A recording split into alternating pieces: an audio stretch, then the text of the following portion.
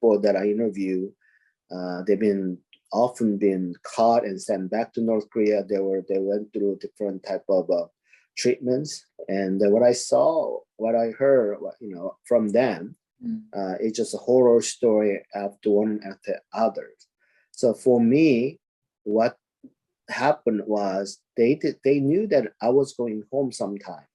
I guess I was there as a political bargaining chip rather than someone paying for my own crime. So the same prosecutor wanted to sentence me life in prison, and then ended up getting a 15 years of hard labor sentence. The same guy said, 15 years, and then after 2 weeks after I was detained, I was sent to labor camp. He came back to me and said, "How come your government is not working fast enough to get you home?"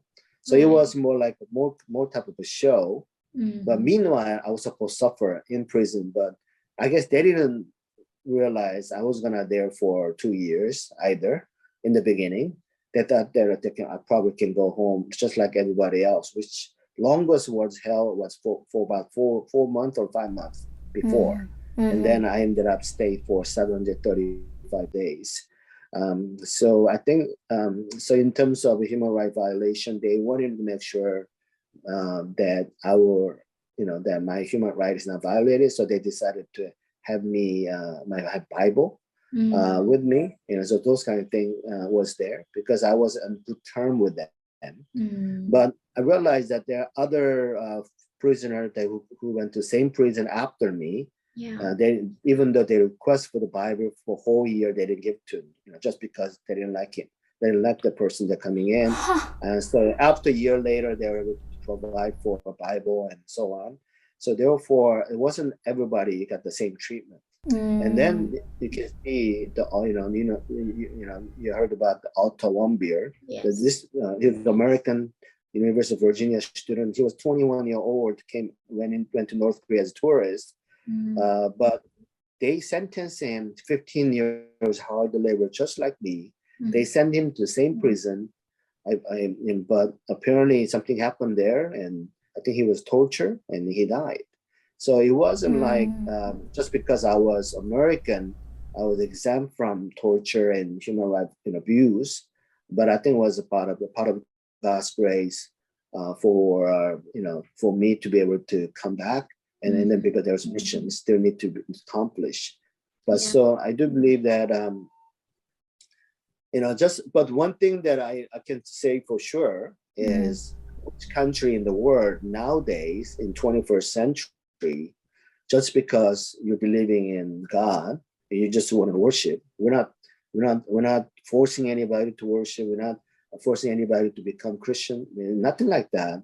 Just because we're there bringing people, we wanted to worship inside of North Korea. We wanted to love the people as Christ loved us. They thought that we are committing a crime because we are Christians. So therefore, by itself, this is a human rights violation.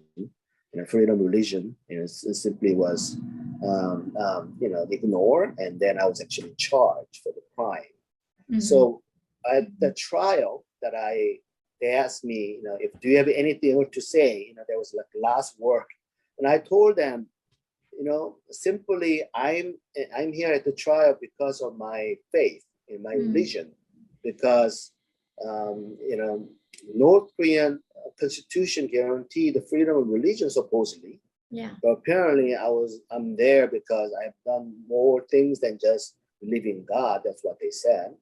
And then so I told them that if I'm being charged because of my religion, then what will happen when two Korea is unified?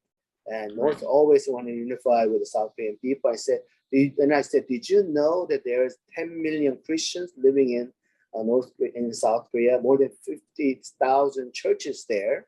What are you gonna do with all those Christians? And there are about 10 million Buddhists there also. And there are half of people in South Korea have some sort of religion. And I said that, and so I say and then I said this, even the president of North Korea, Kim Il-sung, once said this. And then I was quoting their own, like a Bible, quoting here's the memorial, and they're talking about it. He said this: regardless of their nationality, their culture, and language, if anyone is for a unification of North and South, is for the prosperity of the Korean people, and he said that I'm willing to work with him, no matter who he is, what religion he has. And then that's what I told them. This is what President Kim Il Sung once said, and everybody kind of listened to really, sit up really, and then listen to what Kim Il Sung's word. And then I said, I'm here for reunification of North and South, and I'm for prosperities of Korean people.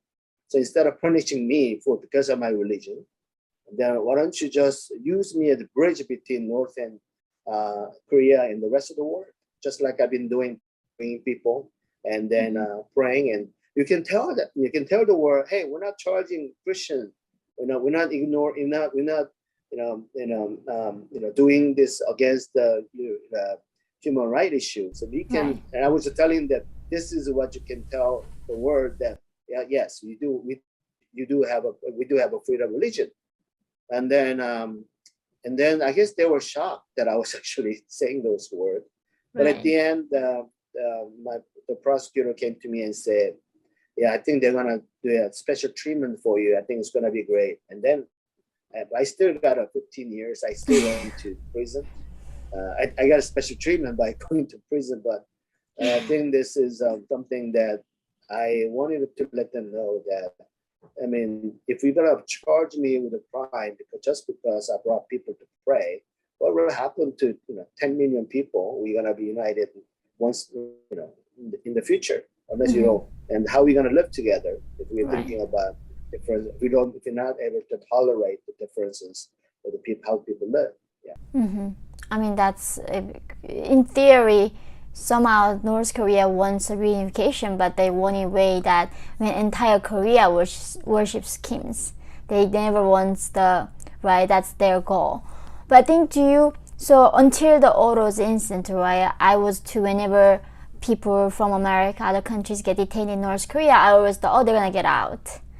And then after the Oros case, it became very clear that what the regime is capable of. And do you think was that actually a good thing or a bad thing? Because there were some times they were saying, yeah, you're not fully American, you're not white, you're Asian, Korean. Therefore, your government is not doing their best to come get you, right? They're really trying to play that psychology game with you. But also, as you said, they really liked it. They gave you a Bible.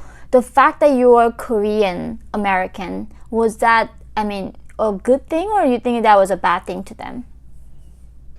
Well, that's what they said. Just because you're not really American, I said, what do you mean by that? I said, you're not, you mean like you're not really white American. I say, there are other people who are not, the Caucasian Americans that came to North Korea, and and the president, of the United States, ex-presidents that came to get them home too.